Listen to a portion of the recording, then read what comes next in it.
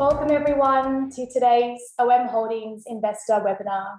My name is Chloe Hayes of Investor Relations Consultancy Corporate Storytime, and we are delighted to have OM Holdings General Manager, Mr. Adrian Lowe, with us today to run through a corporate investor presentation, which will be followed by a brief Q&A session. If you have any questions you'd like to have answered which have not been forwarded in advance, please use the Q&A function at the bottom of your screen. OM Holdings is a company which has undergone significant transformation over recent years to become a leading vertically integrated global producer of ferroalloys. I'm pleased to welcome Adrian, who will present a comprehensive update from the OM Holdings corporate headquarters in Singapore. Over to you, Adrian. So thanks everyone for taking time on a Friday morning. If you've heard this before, please bear with me. I think for shareholders who've been following the story for the last 2 years, we've just been trying different formats, and if this sticks, we'll try to do one every quarter, and definitely after a half year and full year financial results. Okay, so I assume most people are familiar with the company. I won't sort of talk in detail, but leave more time for Q&A. Again, OM Holdings is a silicon and manganese smelting company. By virtue of our history, we have exposure in mining and trading. So that's upstream and downstream. And today, the key asset that we have really is our smelting plant in Sarawak, Malaysia. And obviously, we chose the site, that industrial park, for its sustainable hydropower. So listed on both ASX and Bursa Malaysia for about half a year now. I think we really offer unique exposure to the smelting industry.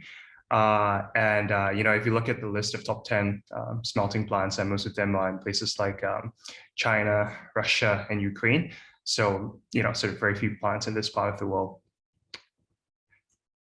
Okay, moving on. I won't sort of talk through the numbers. I think they're pretty sort of self-explanatory.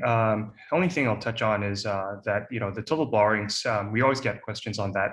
And again, just to remind everyone, that's mainly in the form of project finance that was undertaken to build the plant in Sarawak. And there's also a sizable chunk that is in the form of a revolving facility for working capital, raw materials, and the like. And we have been paying that down year on year, every year, balanced against a sustainable dividend, obviously when cash flow permits.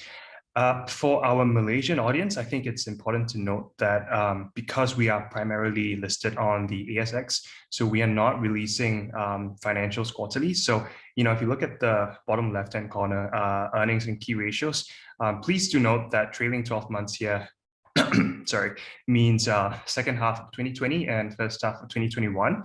And so that, these numbers are relatively outdated and ignores the entire sort of material change in commodity markets, which obviously happened in the second half of last year.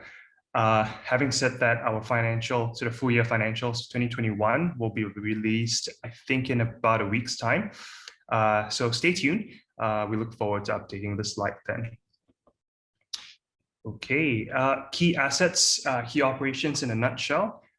So obviously, I think, again, this needs no introduction. Sarawak is the key asset that OM Holdings as a group has now, that is supported in a sense by a small asset in China, in Xinzhou, that, this plant is much smaller and was sort of our first foray into smelting I think 15 years ago.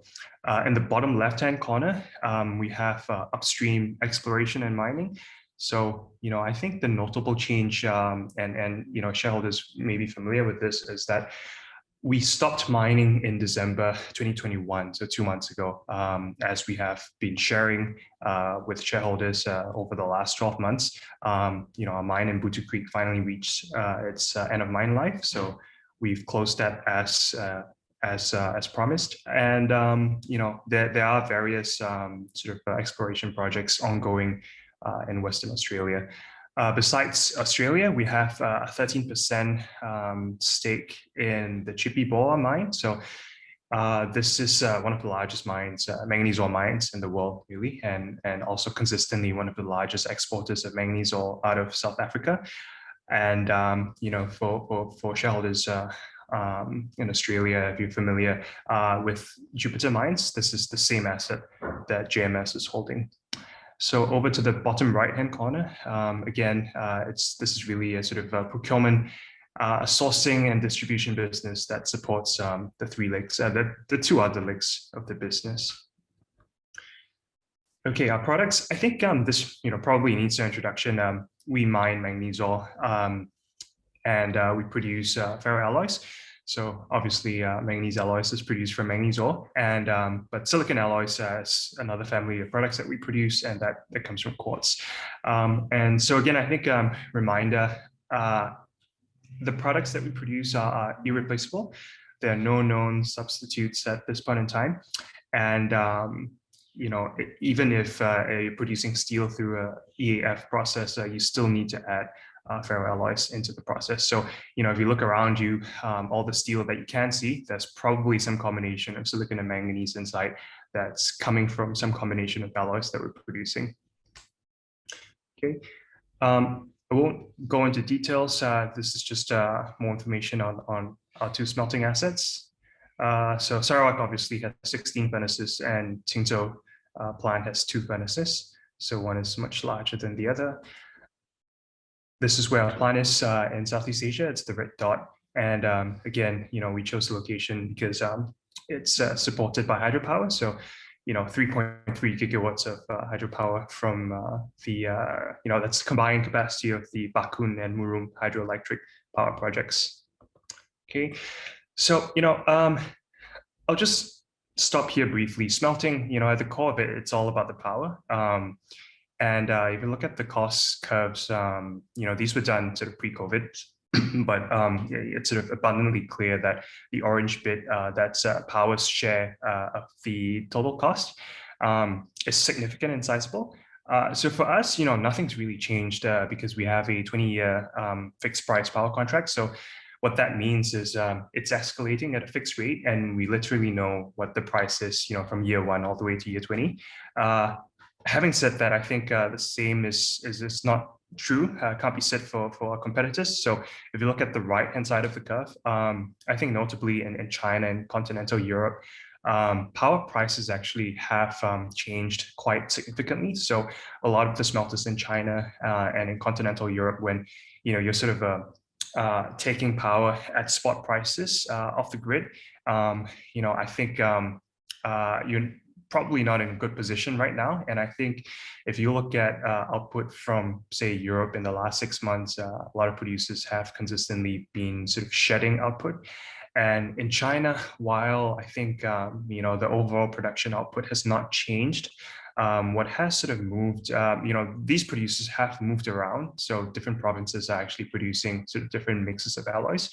And overall, I think that sort of orange bar has probably increased. So, again, the power that we have, 350 megawatts, competitively priced, fully locked in. And I think, that's really the key asset, one of the key assets of the company today. Southeast Asia, I won't sort of belabor the point, but, really our home is in Southeast Asia today. That is one of the sort of fastest growing regions for us. I think, we have good reason to believe that Southeast Asia really is one of the last few regions in the world to experience a double-digit growth in steel. And there's a new project that's actually slated to come online in a few years' time, right on our doorstep. Okay. So I think this is the exciting bit.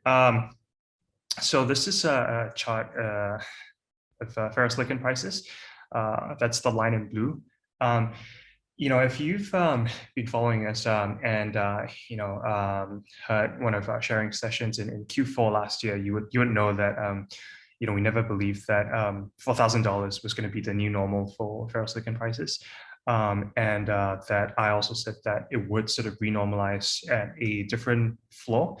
I think that has largely come to pass, and prices have remained at the sort of, if you look at the chart, at the 2000 level in the last 2.5 months or so. it sort of briefly overshot that and sort of corrected back to the 2000 levels.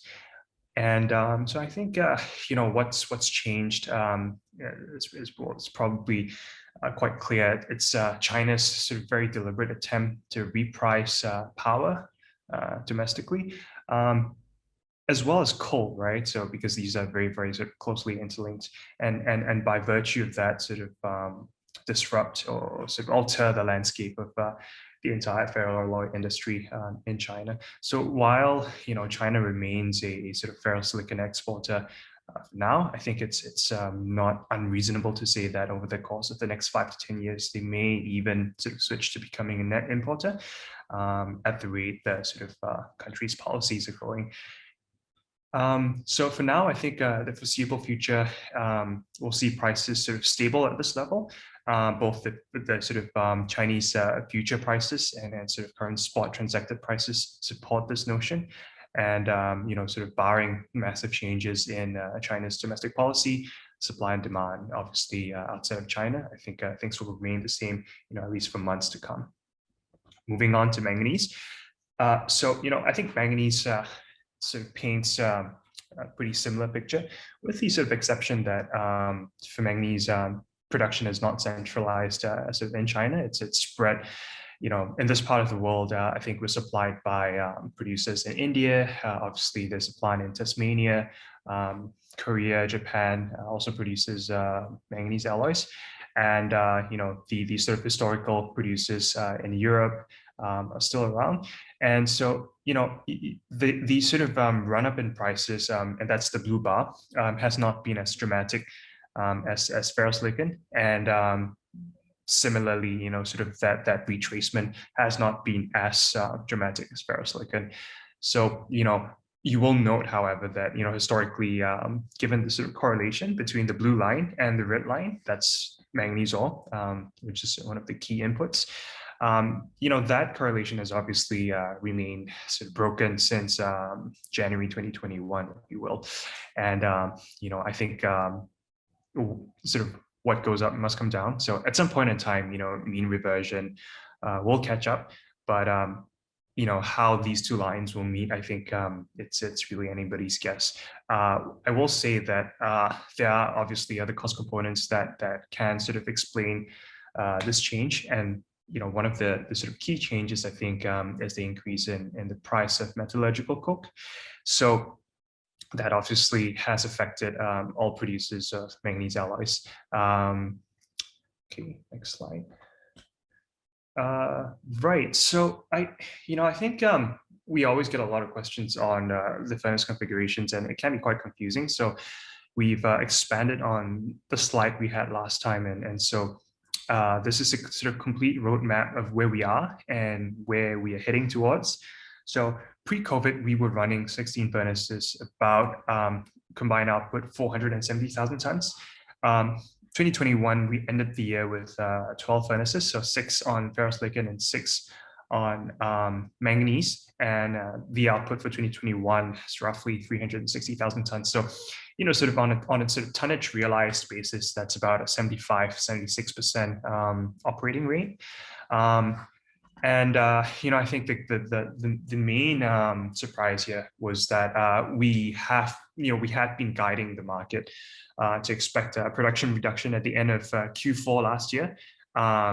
Fortunately, we were able to sort of defer, delay, or if you will, prevent that through combination of HR policies, incentives for smelting workers, and just giving them flexibility for home leave at a later stage. So, very, very pleased to say that we ended the year with 12 furnaces and not 10 or less. And for this year, 2022, I think it really is a year of sort of consolidation.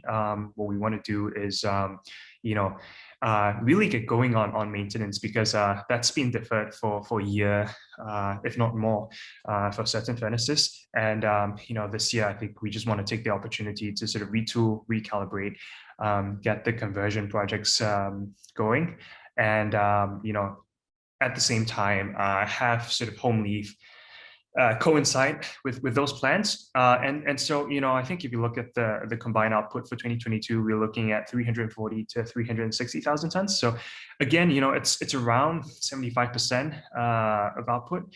And where that lost time is going is, if you look at the arrows on the slide, you will see that 2 furnaces obviously are going from silicon to manganese, and 2 furnaces are going to metallic silicon. One change that we're announcing, we announced for the first time this year, is that we will be prioritizing the conversion to metallic silicon for a couple of reasons. And I'll talk about that at the end, I think, when we get to the growth slide. But suffice to say, after everything's done with the 2 new manganese alloy furnaces, we will be looking at a sort of combined capacity of 600 to 640,000 tons per annum. And obviously this has been done to sort of optimize the product mix. Okay, so I won't talk through the numbers for mining. Mining sort of done and dusted in FY 2021. The ultrafines plant is pending sort of final testing, and we will sort of relaunch that, in its new format once that's done. For smelting, you can see the numbers for FY 2021 and our guidance for 22 below. These numbers largely correspond with the numbers in the previous slide. And again, we're just very pleased that the full year 2021 exceeded what we thought was originally possible. At least sort of we ended the year with high prices and sort of sustained output. Next slide. So, right. Okay. So, I think for OM Holdings as a company, it's important to remain sort of balanced in a way. So we still see opportunity in raw material development in Australia. So, of the 3, Element 25 obviously is an offtake partner, and we have Briar Resources and 701 Mile Manganese, and these are sort of exploration joint venture projects where we have a farm-in arrangement, and capex spending is minimal. It just takes a bit of time for us to sort of hopefully develop these projects into mineable assets. But really, I think the key is Sarawak, right? So what are we doing in Sarawak? For the conversion project, like I shared earlier, we are prioritizing the conversion to metallic silicon. And, I think the reason for that is there has just been a lot of attention and renewables. And one of the plants right within Samalaju Industrial Park, OCI, that's a Korean company, produces polysilicon precursor material for solar panels, actually consumes metallic silicon as a sort of raw material for their production. They've been in touch with us, and we've also been talking to a lot of sort of larger companies in both the solar and chemical sector. And I think increasingly silicon metal is becoming a very sort of strategic product. Most of the world's silicon metal still comes from China, and most of China's silicon metals comes out of Xinjiang. So that is sensitive, for reasons we all know. And I think there is value in pursuing a sort of strategic, high value added product ahead of capacity expansion. Moving on to capacity expansion, that's still in the pipeline. I think we're planning that for 2023 now. And again, through the course of commodity price cycles, we've done this many times. It's still a belief that producing manganese alloys generates the highest return per unit of power that we have, because that's the real bottleneck of the plant. And there's no best time to sort of plan these projects. Funding permitting, we will launch that in 2023 when we can. And so, just on the last slide, I think, OM Holdings historically has been a very complex story. We have, we were originally a sort of trading company that went into mining, and, we had this sort of 5 to 10 years when we were really trying to do this pivot away from mining to smelting. So I think, with the closure of Butu, we really are a sort of fully fledged smelting company now. And so I just like to offer this slide as a way of simplifying what really drives earnings at OM Holdings. It's literally just stable long-term margins times volume, right? It doesn't get simpler than that. And so what underpins margins is the fact that, we are taking a 20-year fixed price power contract that's hydro, sustainable, renewable. And if you compare that against, say, what people are paying for power in China, say in the north, right? Because that's where it's cheapest. That literally gives you the moat, if you will. And as power scarcity continues to be a theme, to the extent that will remain true as we undergo this transition to renewables, OM Sarawak will remain a beneficiary of this transition. On volumes, I think that's relatively simple. We've just been doing projects ourselves since 1998, and we've delivered on this plan. We've got all the growth plans you saw in the previous slide, so I think we will deliver on that as well. And that's it. I think it really is a very, very simple story now. If you strip away all the other bits. And so with that, thank you very much for listening to the presentation. We'll leave more time for Q&A now. Thanks, Adrian, for the very informative summary of the OM Holdings story. Adrian, we'll now move on to some of our audience questions. The first one that came through is, are there any capital projects the company is considering, and will any of these projects provide exposure to new ferroalloy markets? Right. So I think, obviously the two main projects were on the second last slide, and that's metallic silicon. We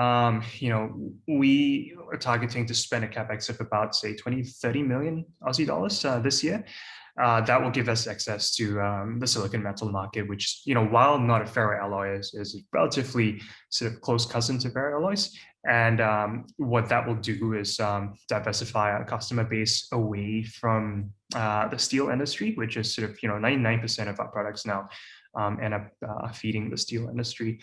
So yeah, I would say the silicon metal project, and that actually is quite diverse. So I think I mentioned like solar and chemicals as sort of potential downstream customer base. As we can also supply to the aluminum industry, and so that's completely different from steel. Having said that, with the expansion of manganese alloys, I think we will also be looking at sort of different products. It doesn't pay to just produce commodity grade products while sort of expanding capacity by 30%. So we will be looking at sort of refined products, so sort of higher end bespoke manganese alloy products. Perfect. The next question that came through is, what is the board's current attitude towards the payment of dividends? Right. So we get this question every year. I think we've always said that we want to pay a sustainable dividend. We want to reward shareholders and not just pay interest to debt holders. So it is the board's position to continue paying dividends as long as cash flow permits. And while we do not have an official dividend policy, I think historically we've paid about 20% of profit after tax as dividends. So I think that's sort of reasonable level to target. Okay. The next question is, does OM Holdings consider there's still some future revenue and earnings from the Bootu Creek assets? And what sort of liabilities are involved with winding up these operations? Right. Yeah. So I'll touch on the liability front first. So obviously there's sort of demobilization costs involved with the stoppage of mining. That's not material in the scheme of things. What's most material is rehab, so rehabilitation. And for that, actually, this obviously the existing rehab bonds with the Northern Territory government. And so I think, all the costs that we can see that are associated with getting the mine back in original state has been provided for. Now, obviously there's this lingering court case that has been postponed. And to really just address that directly, I think we advice from professionals, from auditors and lawyers has been that it's actually not material at the group level. And I think we've also made an announcement, to a similar effect last year. In terms of future revenue streams, I think it is our view that retreating the tailings will generate 7 years of saleable products. So we do believe that there's this great value there that remains to be sort of optimized and uncovered, and that's actually what we're doing right now. Okay. What are the plans for the Chinese ferroalloy operations in Qinzhou? Yeah, so for our plant in Qingzhou, it's 2 furnaces. We are in a sense dependent on the Chinese power policy, but what Qingzhou loses, Sarawak gains, in multiples, really, right? But look, I think there are many sort of opportunities for OMQ because it's actually sitting on prime land.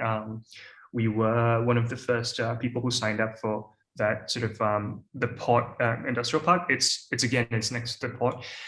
So there's a lot of opportunities there. There are plants there that have sort of moved on to provide sort of logistic services. There are plants that moved on to different industries, manganese sulfate. But I think we're really in early days. Anything could happen, and I guess we'll look at all options. Perfect.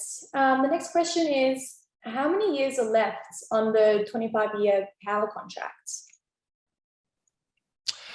Right. I will have to check because there has been sort of deferred power that's been taken into inventory. So the net actually realizable power is not the exact year on the contract, but I would say, considering that we started in 2014 and really only started producing at full output a few years later, I would say, give or take 15 years or so. Obviously, that's very dependent on the capacity expansion and how we sort of, consume the power inventory.